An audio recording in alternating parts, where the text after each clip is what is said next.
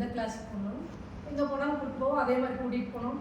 அங்கே போனால் இந்த மாதிரி எந்த ஸ்பீச் எல்லாம் இல்லை. இன்றைக்கும் அவங்களுக்கு வந்து ஒரு ஓஷோ அது மூலமாக கிடச்சிது. அவங்களுக்கு ரொம்ப நான் தேங்க்ஸ் பண்ணுறேன்.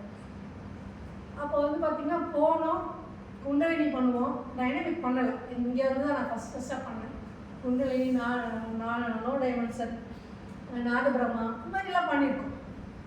அப்போ எனக்கு அது ஒன்றும் ஆளை பதிஞ்சிருச்சு. அது பண்ணணும் அப்படிங்கிற ஆசை இருந்தது. கொஞ்ச நாள் பண்ணிகிட்டு இருந்தோம். அப்புறம் அவங்களும் தொடர்ந்து பண்ணலை. அவங்களோட தோட்டத்தில் இது மாதிரி ஒரு இது வச்சு பண்ணிட்டு இருந்தாங்க. அதுக்கு போவோம். பொங்கல் விழான்னு சொல்லிட்டு ஒரு 3-4 நாள் தொடர்ந்து எல்லாருமா செஞ்சு சந்தோஷமாக மெடிடேஷன் சாப்பிட்றது. இதே நம்ம கேம்ப்ல என்ன பண்ணணுமோ அதே தான் அங்கே பண்ணுவோம். ரொம்ப சந்தோஷமாக இருந்தோம். இது வந்து ரொம்ப மனசில் வந்து ஆளை பதிஞ்சிருச்சு. அப்புறமா அந்த புக் ரீடிங்க்கான டைம் எல்லாம் கொஞ்சம் மாறிடுச்சு. என்னோடய ஃபேமிலி சுச்சுவேஷன் ஷெட்யூல் ரொம்ப ஸ்ட்ரகிள்ஸ் வந்தாலும் என்னென்னா ஒரே ஒரு விஷயம் ரொம்ப பதிஞ்சது என்னென்னா ஓஷோக்கிட்ட செலிப்ரேட் பண்ணுங்க, அது முக்கியம் மைண்டில் இருந்து. எனக்கு அந்த நாள் அப்போ இருந்து இப்போ வரைக்கும் எப்போவுமே வாழ்க்கையில் செலிப்ரேஷன் மட்டும்தான், வேறு எதுவுமே எனக்கு வந்தது. எந்த பிரச்சனை வந்தாலும் எல்லாத்தையும் மறந்துடுவேன். எங்கள் மாமியார்லாம் சொல்லுவாங்க, என்னத்துக்கு தான் இப்படி வாழ்ந்துட்டு இருக்காலும் எதை பற்றி கண்டுக்க மாட்டேங்கிறா, இவளை விட மோசம், இவள் வந்து இப்படி இருக்கா, அதை அவனையும் சேர்த்து கெடுத்து வச்சிருக்கான்னு சொல்லிட்டே இருப்பாங்க எங்கள் வீட்டில், எங்கள் சிஸ்டர்லாம், எங்கள் மதர்லாம். ஆனால் அது எதுவுமே எங்களுக்கு வந்து பாதரா தெரியல. என்னத்தை இதெல்லாம் வந்துட்டு போயிட்டே இருக்க போகுது, நம்ம வாழ்ந்துருவோம். இந்த நிமிஷத்தை விட்டு வாழ முடியாதுங்கிறத மனசில் பதிய வச்சுட்டாங்க. அது பதிஞ்சிடுச்சு.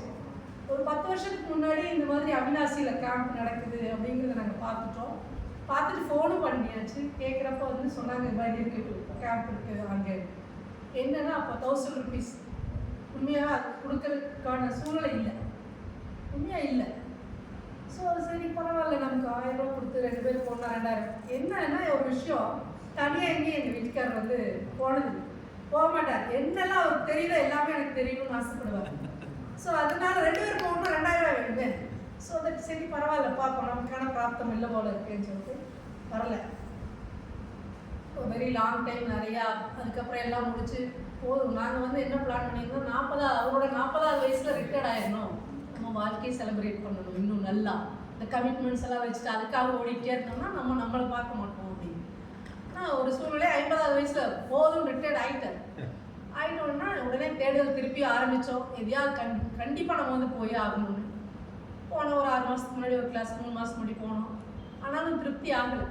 இப்போ வந்து நான் வந்து போன மாதம் வந்து காசிக்கு போயிருந்தேங்க. ஒரு 10 days இதில் போயிருந்தேன். அப்போது ரிட்டர்ன் வந்துட்டுருக்கேன், ஃபோன் பண்ணுறாரு, என்னப்பா வந்துடுறியா ஃப்ரைடே நைட்டு வந்துடுவேங்க. அப்படியா, நான் ஃப்ரைடே கிளம்பிடுமே, நான் ஓஷோ கேம்ப் போகிறேன் அவினாஷிக்கு. ஆமாம் 21st வந்து ஓஷோ டே தானே. ஓஷோ டே 21st தான், நீங்கள் இன்றைக்கே போகிறீங்க, 19th போகிறீங்கன்னு நான் கேட்டேன். இல்லை இன்றைக்கே போகணும். சரி போங்கன்னு சரி நான் வந்துக்கிறேன், நெக்ஸ்ட் டைம் நான் வரேன்னு சொல்லிட்டு அங்கே வீட்டுக்கு வரும்போது இவர் இல்லை, இங்கே வந்துட்டார்.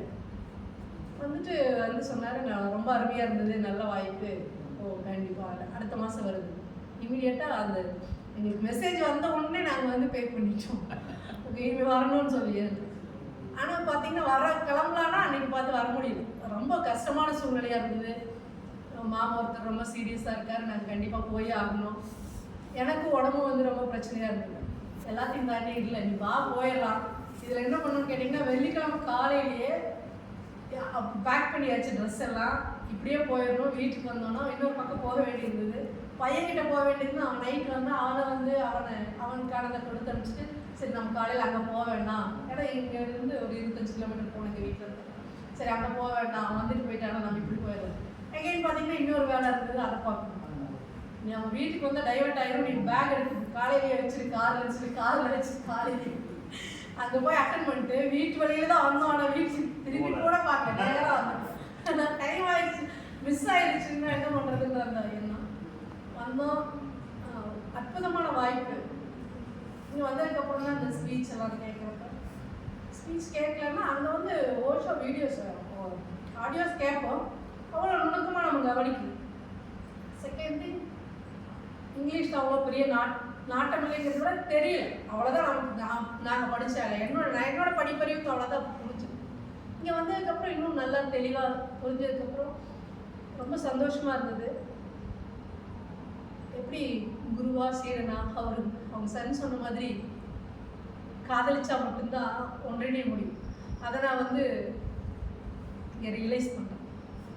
கண்டிப்பாக இப்படி ஒரு வாய்ப்பு பாருங்கள், எத்தனையோ நாள் நாங்கள் வந்து என்னைக்கு அங்கே பொள்ளாச்சியில் போய் இந்த மெடிடேஷனை கற்றுக்கிட்டோமோ அப்புறம் எங்களுக்கு ஒரு பெரிய ஆசை, நமக்கு வந்து வாய்ப்பு கிடைச்சா இது மாதிரி ஒரு ஹால் கட்டி எப்பவுமே செலிப்ரேட் பண்ணணும். என்னன்னா நாங்கள் போய் கிளாஸுக்கு நாங்கள் மட்டும் போகலை, எங்களுக்கு தெரிஞ்சவங்க, சொந்தக்காரங்க, அண்ணன், தம்பி, தங்கச்சி, அக்கா, மாமா, மச்சா எல்லாத்தையும் சேர்த்து கூட்டிகிட்டு போவோம்.